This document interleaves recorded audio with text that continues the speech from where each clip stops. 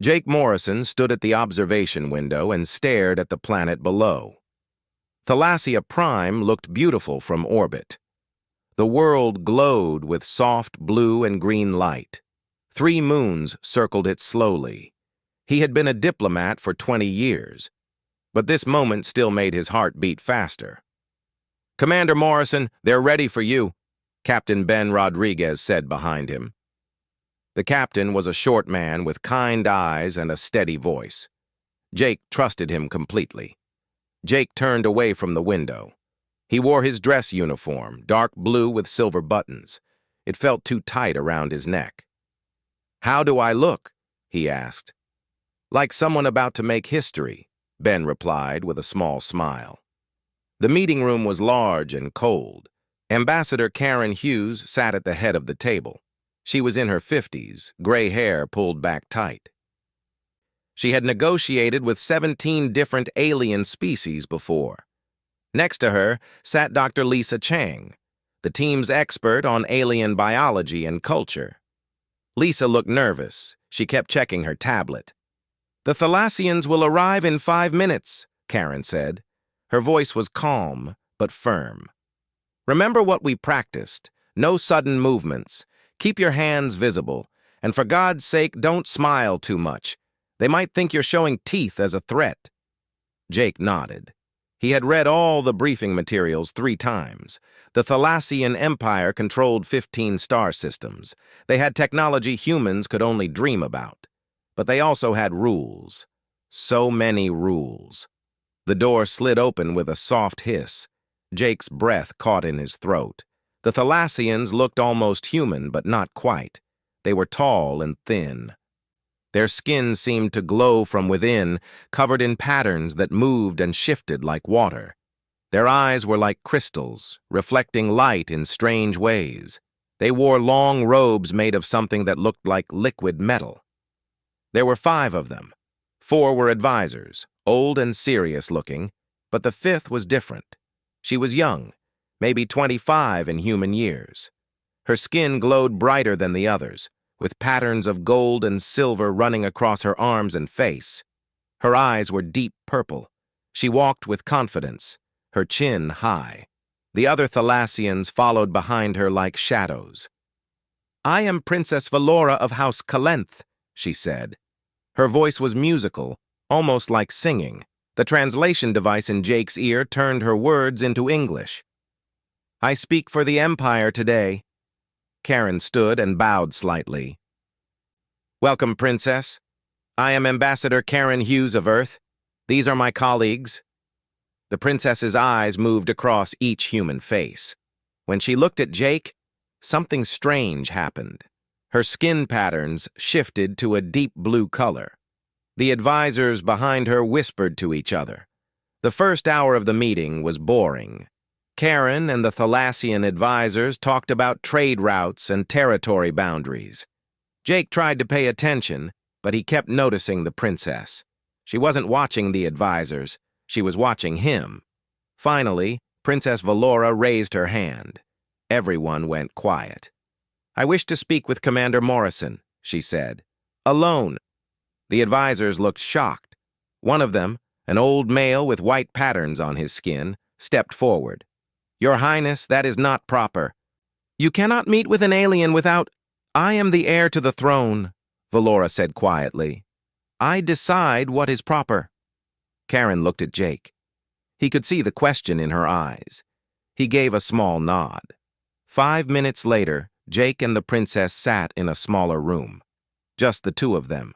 The walls were clear so others could see them, but no one could hear their words. "You are nervous," Valora said. It wasn't a question. "Yes," Jake admitted. "I don't want to make a mistake." "That is wise." She tilted her head, studying him. "Tell me about Earth, about your people." Jake talked for almost an hour. He told her about Earth's oceans and mountains, about cities filled with millions of people, about humanity's history of war and peace, failure and success. The princess listened to every word. Her skin patterns kept changing colors, blue to green to soft pink. "Why did you come here?" she asked finally. To our space. What do you want from us? Jake thought carefully before answering. We want to learn, to make friends. The universe is big and scary. It's better to have friends than to be alone. Something flashed across Valora's face. Surprise, maybe, or recognition. My people have been alone for a long time, she said softly. We thought it made us strong, but I think it just made us afraid. Before Jake could respond, she reached across the table. Her hand touched his. Her skin was warm and felt slightly electric. The patterns on her hand glowed brighter. There is something I must ask you, Valora said. Her purple eyes looked directly into his. It is important for my people, for our future together. What is it? Jake asked. The princess took a deep breath. When she spoke, her voice was barely a whisper. Will you bed with me? Jake's mind went blank. His face turned red. He pulled his hand back quickly. What? Princess, I don't think... It is a ritual, she said quickly. Her skin patterns flashed orange, which Jake guessed meant embarrassment. A ceremony, to build trust between our peoples. Outside the room, Karen and Lisa were staring through the clear wall. They couldn't hear the words, but they could see Jake's shocked expression. Lisa was already pulling up files on her tablet. I need time, Jake said. His heart was pounding. I need to understand what you're asking. Of course, Valora said. She stood up gracefully. We will speak again tomorrow, but please know this, Commander Morrison. I would not ask this of just anyone. I chose you specifically. Why me? Jake asked. The princess smiled. It was the first time he had seen her smile. Because when I look at you, I see someone who cares about truth. Someone who wants to understand, not conquer. My people need that. I need that. She left the room, her advisors rushing to follow her. Jake sat alone, his hands shaking slightly. Through the window, he could see Karen marching toward him, with Lisa right behind her. This was going to be a very long conversation. Karen slammed her hand on the table. She asked you to what? Jake repeated the princess's words. He felt his face getting hot again. She said, will you bed with me? Those exact words. Lisa was typing frantically on her tablet. Her fingers moved so fast, they were almost a blur. This doesn't make sense. The Thalassians are extremely formal. They have strict rules about physical contact, especially for royalty. Maybe she likes him, Ben suggested. He was leaning against the wall, arms crossed. Maybe this is some kind of courtship. Or maybe it's a test, Karen said. She paced back and forth like a caged animal. To see if we're just here to take advantage of them. Jake rubbed his eyes. He was tired. The meeting had drained him. She said it was a ritual, a ceremony to build trust. A ritual, Lisa repeated. She stopped typing and looked up. That changes things. Let me check the cultural database. For the next 3 hours, Lisa dug through every file they had on Thalassian culture. Most of it came from long-range observations and intercepted broadcasts. Earth had been watching the Thalassians for 5 years before making contact. But there was so much they still didn't know. Jake tried to sleep, but couldn't. He kept thinking about the princess's purple eyes, the way her skin had glowed when she touched his hand, the seriousness in her voice when she said she had chosen him specifically. At 3 in the morning, Lisa burst into his quarters. Her eyes were wide and excited. I found something. You need to see this. In the ship's library, Lisa pulled up a video on the main screen. It showed 2 Thalassians sitting close together with their hands joined. Strange lights flickered between them. The video was grainy and old. This was recorded 60 years ago by a probe, Lisa explained. Watch what happens. The 2 Thalassians closed their eyes. Their skin patterns started to match each other perfectly. The lights between their hands grew brighter. They sat like that for almost an hour before finally pulling apart. "What are we looking at?" Jake asked. "A bonding ritual," Lisa said. She was smiling now. "I ran the audio through our translation AI 30 different ways. The word the princess used wasn't bed. Not exactly. Then what was it? The closest translation is share dreams or exchange consciousness. The Thalassians have a ceremony where two people connect their minds. They literally experience each other's thoughts and memories." Jake felt cold. "You're saying she wants to read my mind?" "Not read it. Share it. It's supposed to be mutual. You would see her thoughts, too." Lisa sat down next to him. "For Thalassians, this is how they determine if someone can be trusted. They believe you can't lie when your minds are connected." "That's insane," Jake said. But even as he said it, part of him understood. What better way to know if someone was honest? Karen called an emergency meeting at dawn. The senior staff gathered in the conference room. Everyone looked worried. "Earth Command wants to know our recommendation," Karen said. "Should we allow this ritual to proceed?" "Absolutely not," said Dr. Phil Grant, the ship's medical officer. He was an older man who worried about everything. "We have no idea what this could do to a human brain. The Thalassian neural structure is completely different from ours." "But if we refuse, we insult them," Ben pointed out. "We might lose our chance at an alliance." "The princess specifically chose Jake," Lisa added. "She said so herself. If he refuses, it will look like a personal rejection." Everyone turned to look at Jake. He shifted uncomfortably in his chair. "What do you think?" Karen asked him. Jake thought about Earth, about the wars humanity had fought over misunderstandings, about all the times people had failed to trust each other because they couldn't truly know what was in someone else's heart. "I'll do it," he said quietly. Phil stood up quickly. "You can't be serious.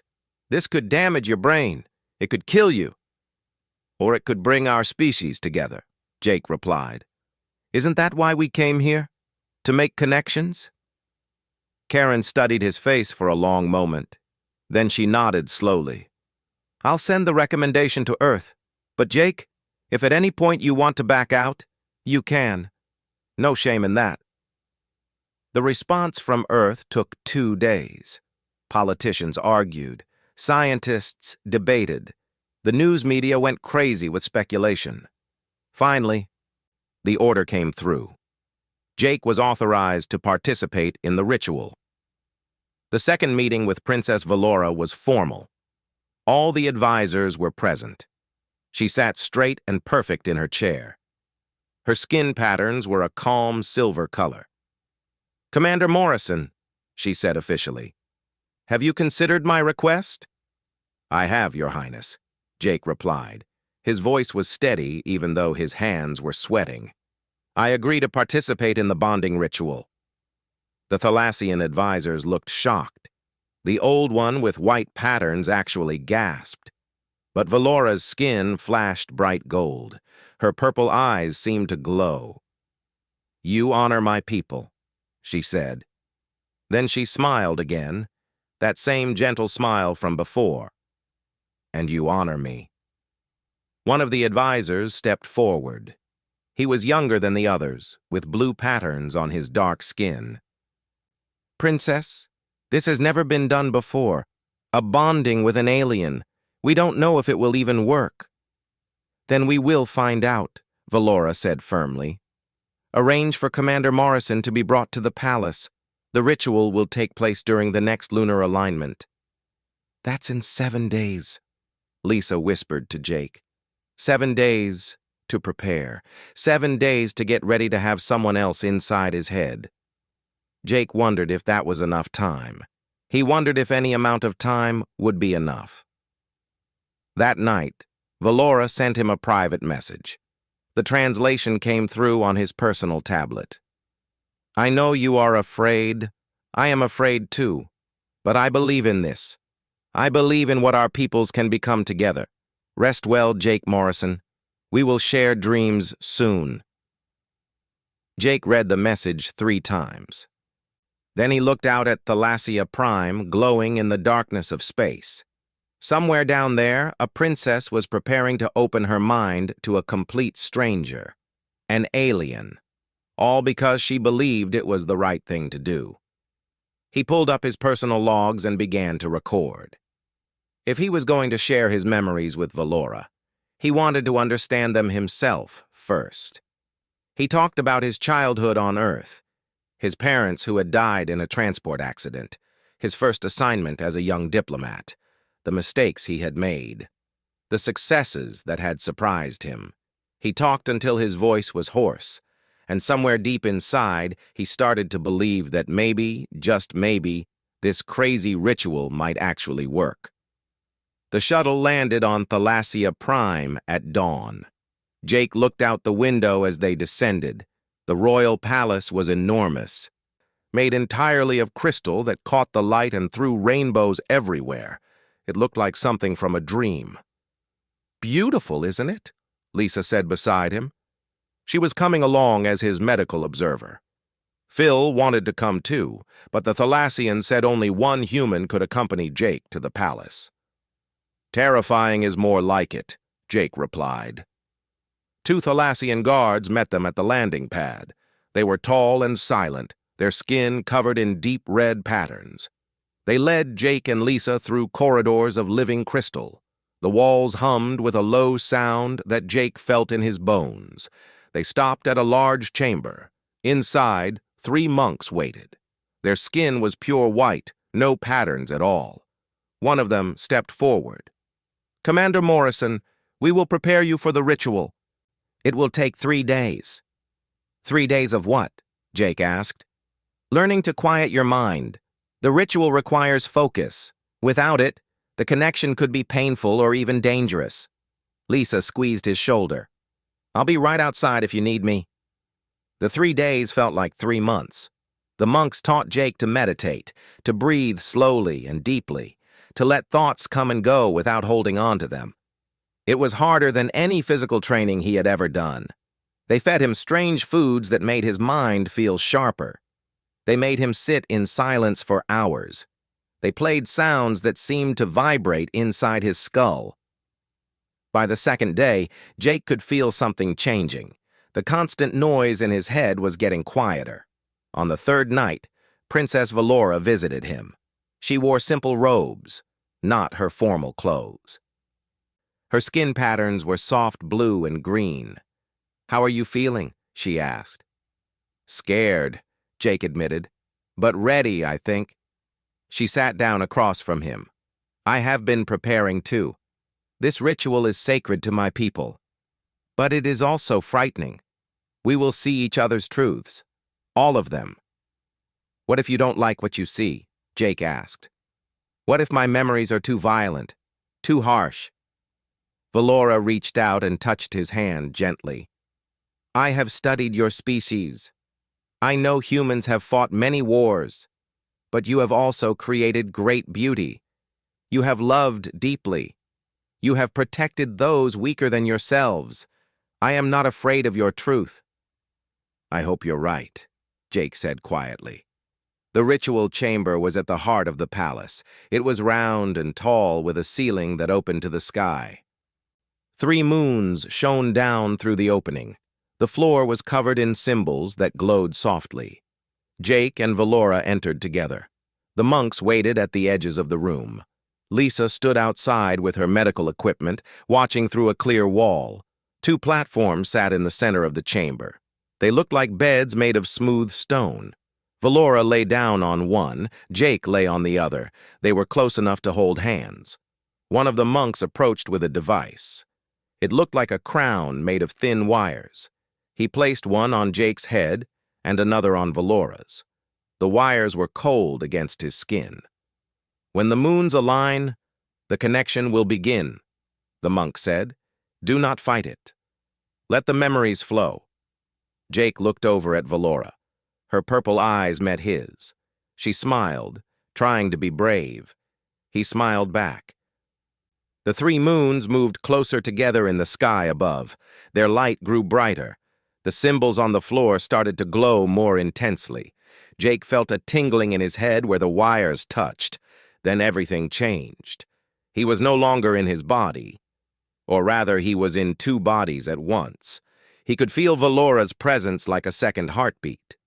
Her thoughts brushed against his like gentle waves. Images flooded through him. He saw Valora as a child, running through crystal gardens. He felt her loneliness growing up in the palace, with only servants and tutors for company. He experienced her fear when her mother died, leaving her as the sole heir. He understood her frustration with advisors who wanted her to follow tradition instead of thinking for herself. And she was seeing his memories, too. He felt her shock as she witnessed Earth's wars, her confusion at human emotions that changed so quickly, her wonder at seeing the ocean for the first time through his eyes, her sadness when she felt his grief over losing his parents. Deeper they went. Jake saw something unexpected in Valora's memories. The Thalassian Empire was dying, not violently, but slowly. Their technology hadn't advanced in 300 years. Their population was shrinking. They were so afraid of outsiders that they had isolated themselves completely. Valora had been trying to change this, but the old advisors blocked her at every turn. Valora saw humanity's desperate hope in Jake's memories. Earth was crowded and running out of resources. They needed allies. They needed new technology. But more than that, they needed to know they weren't alone in the universe. The connection grew stronger. Jake felt Valora's determination to save her people by opening them to new ideas. Valora felt Jake's genuine desire to understand and help, not conquer or control. Hours passed like minutes. Jake lost track of where he ended and Valora began. He saw her dreams of a united galaxy where different species worked together. She saw his memories of reading about ancient Earth explorers who had crossed oceans to meet new cultures. Then something deeper emerged. Jake felt Valora's affection for him. Not just political interest, but real warmth. She had studied his psychological profile and seen kindness and honesty. She had hoped he would be the one to help bridge their worlds. And Jake realized he admired her too. Her courage to challenge her own people. Her willingness to risk everything for peace. Her intelligence and grace. The moons began to separate. The light grew dimmer. Slowly, gently, the connection started to fade. Jake became aware of his own body again, his own thoughts. But something was different now. He carried pieces of Valora with him, her memories, her feelings, her hopes. He sat up slowly. His head felt full and empty at the same time. Valora was sitting up too. She was crying, silver tears running down her glowing face. But she was smiling. "I see you," she whispered in her language. The words needed no translation. "I see you too," Jake replied. The monks came forward to remove the wire crowns. Lisa rushed in, checking Jake's vital signs with her scanner. "Your brain activity is off the charts," she said. "But you seem okay. How do you feel?" Jake looked at Valora. She looked back at him. They both started laughing. It was the laugh of people who had been through something impossible together and survived. "I feel like I've known her my whole life," Jake said. Valora stood up. She was unsteady on her feet. One of the monks helped her. Her skin patterns were different now. They had always been gold and silver. But now there were new colors mixed in, blues and greens that looked like Earth's oceans and forests. The old advisor with white patterns came into the chamber. He stared at Valora. "Your Highness, your patterns have changed. This has never happened before." "Many things have never happened before," Valora said. Her voice was strong despite the tears still on her face. "That doesn't mean they shouldn't happen." She walked over to Jake and took both his hands. "My people needed to see that aliens are not to be feared. You have shown them this. You have shown me this." "What happens now?" Jake asked. Valora's smile grew wider. Now we begin the real work. Together. Outside the chamber, word was already spreading through the palace. The ritual had succeeded. A human and a Thalassian had connected minds, and both had survived. More than survived. They had understood each other. But not everyone was happy about this news. The celebration lasted 2 days. Thalassians from across the planet came to the palace to see the human who had bonded with their princess. They touched Jake's hands and stared at him with curious crystal eyes. Some seemed happy, others looked suspicious or afraid. Jake stayed close to Valora. Through their connection, he could feel her emotions like echoes in his mind. She was tired but determined, hopeful, but worried about something she wasn't saying out loud. On the 3rd day, Duke Sareth arrived at the palace. He was an old Thalassian with dark purple skin covered in sharp black patterns. His eyes were cold. He bowed to Valora, but the gesture felt mocking. "Congratulations on your successful ritual, Your Highness," he said. His voice was smooth like oil. "Though I must confess surprise that you would bond with an alien." "Times change, Duke Sareth," Valora replied. "We must change with them or die." "Or we must remember who we are," the Duke said. "The Thalassian Empire has stood for 5,000 years. We don't need help from primitive species who have barely learned to leave their own planet." Jake felt anger rise in his chest, but Valora touched his arm. Through their bond, he felt her silent warning. "Don't react. He's trying to provoke you." That night, Lisa pulled Jake aside. "I've been monitoring Thalassian communication networks. There's a lot of chatter about you and the princess. Some of it isn't friendly." "I noticed," Jake said. "Half the nobles here look at me like I'm an animal in a zoo." "It's worse than that." Lisa showed him her tablet. "I intercepted an encrypted message. I can't read most of it, but I caught one phrase. 'The human has made himself vulnerable. Strike soon.'" Jake's blood went cold. "Someone's planning to attack me? Or Valora, or both of you?" Lisa looked scared. "We need to tell Captain Ben, maybe get you back to the ship." "No," Jake shook his head. "If I run now, it proves I'm a coward. It proves humans can't be trusted." He went to find Valora. She was in her private chambers, studying star charts. When she saw his face, she knew something was wrong. Jake told her about the intercepted message. He expected her to be shocked. Instead, she just looked sad. "I was afraid of this," she said quietly. "There are some nobles who see your presence as a threat to their power. Duke Sareth is one of them." "Why didn't you warn me?" "Because I hoped I was wrong." Valora turned back to the star charts. "Jake, there's something you need to know. Something I saw in your memories during the ritual, but you didn't realize the importance of." She pulled up an old law on her computer. According to ancient Thalassian tradition, anyone who bonds with a royal heir becomes part of the royal house. It hasn't mattered in centuries because royals only bonded with other Thalassians. "But you're different." Jake read the law. His eyes went wide. "You're saying I'm now technically part of the royal family?" "In a way, yes. Which means you have political standing. You could theoretically have a say in succession, in policy, in everything." "That's insane! I don't want political power here. I'm just a diplomat." "I know. But Duke Sareth doesn't care what you want. He sees you as a threat." Valora's skin patterns flashed red, which Jake now knew meant anger. "He's been trying to take control of the Empire for years. My father, the Emperor, is old and tired. He listens to Sareth too often." "So what do we do?" Before Valora could answer, alarms rang through the palace. Red lights flashed. Guards ran past the door. Jake and Valora rushed to the main hall. Smoke filled the air. People were screaming. At the center of the room, someone lay on the ground. It was one of Valora's personal guards. He wasn't moving. "Poison," one of the monks said, kneeling beside the fallen guard. meant for the princess's evening meal. Jake felt Valora's fear spike through their bond. Someone had just tried to kill her. Duke Sareth appeared in the doorway. He looked concerned, but Jake could see the calculation in his eyes.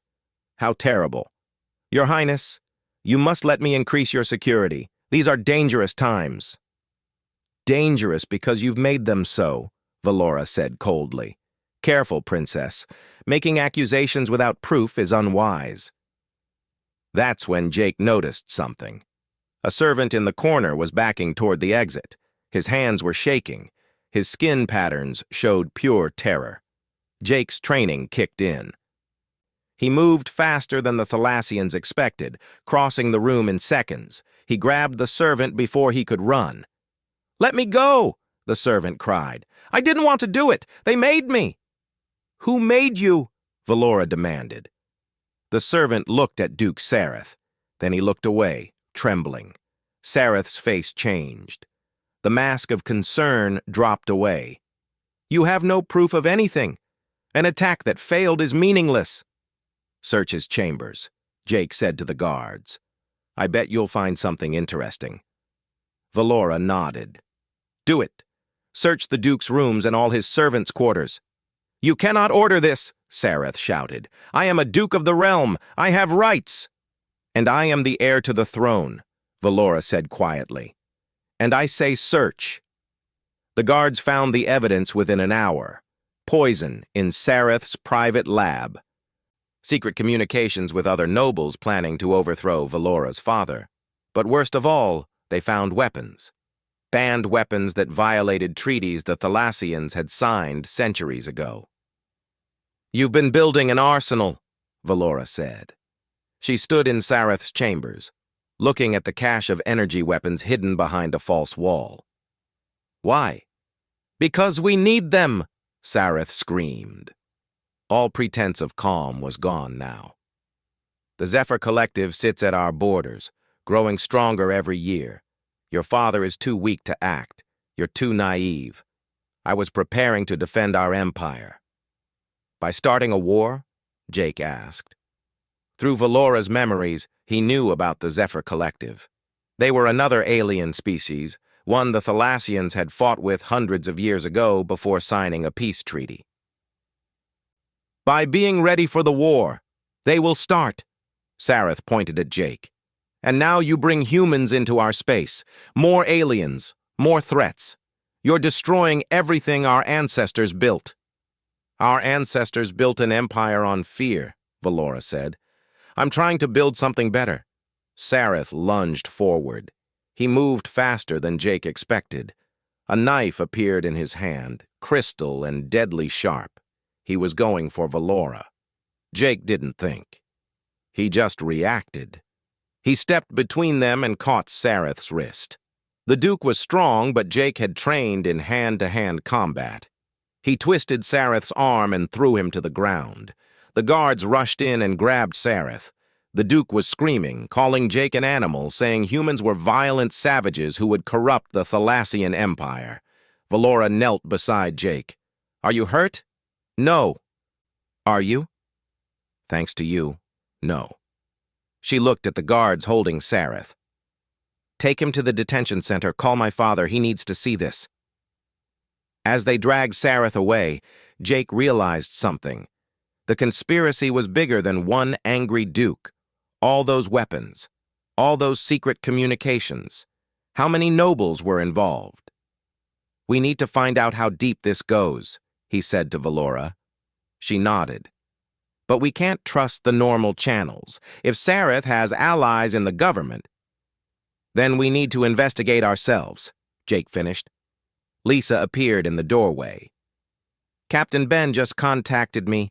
He says there's unusual military activity near the Zephyr border, ships moving into position." Jake and Valora looked at each other. Through their bond, the same terrible thought passed between them. Sareth hadn't been acting alone. And someone was trying to start a war. The Emperor's throne room was cold and silent. Valora's father sat on a chair made of black crystal. He looked old and tired. His skin patterns were faded, barely visible. When he spoke, his voice was weak. Duke Sareth has confessed to planning your assassination, daughter, but he claims he was protecting the Empire. He was planning a war, Valora said. She stood straight and strong before her father. Jake stood beside her along with Karen and Ben. A war that would have destroyed us. The Emperor looked at Jake with ancient, weary eyes. And you, human, you saved my daughter's life. I did what anyone would do, Jake replied. No. The Emperor shook his head slowly. A Thalassian would have hesitated. We are not trained for violence. You acted on instinct. He searched for the word, on love. Jake felt Valora's surprise through their bond. Love. Was that what this feeling between them had become? The Emperor continued. I have reviewed all evidence. Sareth was working with 12 other nobles. They planned to use human military strength as a weapon. They would provoke the Zephyr Collective to attack, then convince Earth to help defend us. Once the Zephyr were defeated, they would turn on humanity and use our superior technology to conquer your worlds. Karen's face went pale. They were going to manipulate us into fighting their war.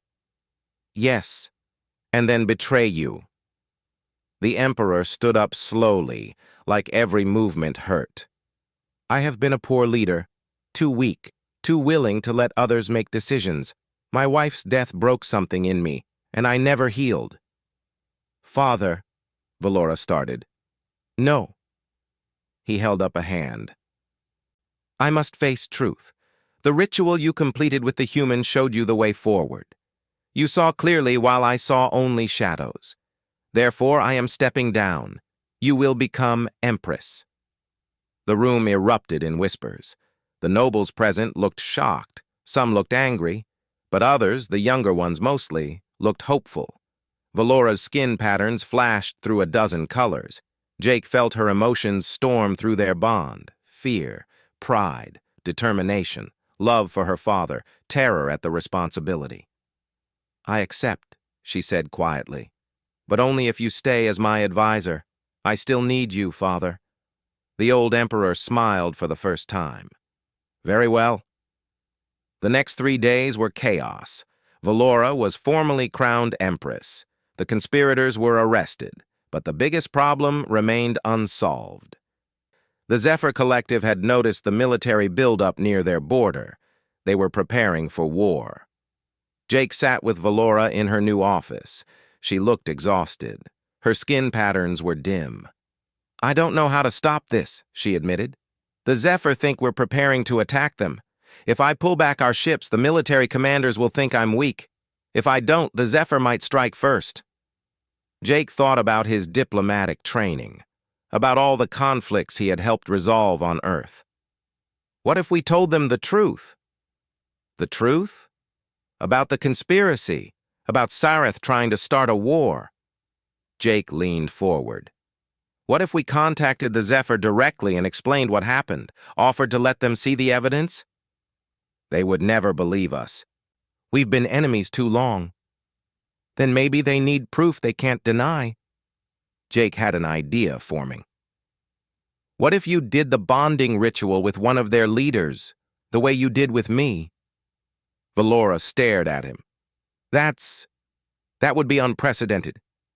Bonding with a Zephyr? You bonded with a human. That was unprecedented too. Jake took her hand. You showed your people that aliens could be trusted. Show them again. Show them the ritual works beyond just us. Through their bond, Jake felt Valora's mind racing. She was seeing possibilities, seeing hope. It could work, she whispered. If I could show the Zephyr my true intentions, if they could see I genuinely want peace. Karen was called in. She contacted the Zephyr government through official channels. At first, they refused to even respond. The border situation was too tense. But when Karen explained about the conspiracy, about the ritual, about a human and Thalassian bonding successfully, they agreed to a meeting. The Zephyr ambassador arrived 2 days later. His name was Ambassador Cray. He looked nothing like either humans or Thalassians. The Zephyr were covered in silver scales. They had 4 arms and large golden eyes. Cray radiated distrust. "I have come to hear your explanation," he said through a translator. "But I warn you, my fleet is ready to defend our people." Valora stood to greet him. She wore simple robes, not royal finery. "Thank you for coming. I know our peoples have a painful history, but I hope to change that." She explained everything. About Sareth's conspiracy, about the illegal weapons, about the plan to manipulate humans into fighting the Zephyr. She showed him all the evidence, holding nothing back. Cray listened carefully. His golden eyes never left her face. "And how do I know this is not itself a trick? More Thalassian lies?" "Because I offer you the same thing I offered the humans," Valora said. "A bonding ritual. See my mind. See my truth." Cray's scales rippled with what might have been surprise. "You would bond with a Zephyr? Allow me into your thoughts?" "Yes. Your people will hate this. Some will. Others will see it as the beginning of real peace." Cray looked at Jake. "And you, human, you have bonded with her?" "I have," Jake said. "It changed everything. I saw her people's fear, their isolation, their hope. She saw our dreams and our mistakes. We understood each other." "Understanding does not always lead to friendship." "No," Valora agreed. "But it leads to honesty. And honest enemies are better than false friends." Cray was silent for a long moment. Then he nodded slowly. "I will undergo this ritual, but I warn you, Empress, if this is a trick, my people will know, and there will be war." The second bonding ritual happened 1 week later. Jake and Karen watched from the observation area. The Zephyr monks were different from Thalassian monks, but the ceremony was similar. Valora and Cray lay on platforms.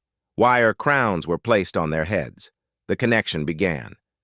Jake could feel Valora through their bond. He felt her opening her mind to Cray, showing him everything, her childhood, her fears, her dreams for a united galaxy, the truth about the conspiracy. Hours passed. Finally, the ritual ended. Cray sat up slowly. His scales had changed color slightly, showing hints of blue mixed with the silver. He looked at Valora with new eyes. "I see," he said simply. "I see your truth." The next day, the Zephyr fleet withdrew from the border. Cray returned to his government with a complete report. The evidence against the conspirators, the genuine desire for peace, the unprecedented bonding between species. 3 weeks later, representatives from all 3 civilizations met on a neutral moon: humans, Thalassians, Zephyr. They sat at a round table and began to talk. It wasn't easy. There were arguments, misunderstandings, moments when it seemed like everything would fall apart. But they kept talking. Jake watched Valora negotiate with both sides. She had changed since the ritual. She was still graceful and wise, but now there was steel in her voice. She had faced assassination and conspiracy. She had bonded with a former enemy. She would not be pushed around. After 2 months of negotiation, they signed a treaty, the Tripartite Alliance, 3 species agreeing to share technology, defend each other, and explore the galaxy together. At the signing ceremony, Valora gave a speech. "For too long, my people lived in fear. We thought isolation made us strong, but it only made us weak. Today, we choose a different path. We choose to trust. We choose to grow. We choose together." The crowd erupted in applause. Humans, Thalassians, and Zephyr all celebrating together. That night, Jake and Valora walked in the crystal gardens of the palace. The 3 moons were full, bathing everything in silver light. "What will you do now?" Valora asked. "Return to Earth?" Jake had been offered a promotion, Admiral of the new Alliance fleet. But he had turned it down. "I thought I'd stay here," he said. If you'll have me, someone needs to teach young Thalassians about Earth culture. Valora smiled. Through their bond, Jake felt her joy. And someone needs to teach me to pilot a human spacecraft. I've seen it in your memories. It looks fun. They held hands as they walked. Two people from different worlds who had shared dreams and built a bridge between stars. Above them, a new ship was being built in orbit. The first vessel designed by all three species working together. It would explore regions of space none of them had reached alone. The future was uncertain. There would be more challenges, more conflicts to resolve. But for the first time in centuries, the galaxy felt a little less lonely. Jake looked at Valora. She looked back at him. No words were needed. Through their bond, they both understood. This was just the beginning.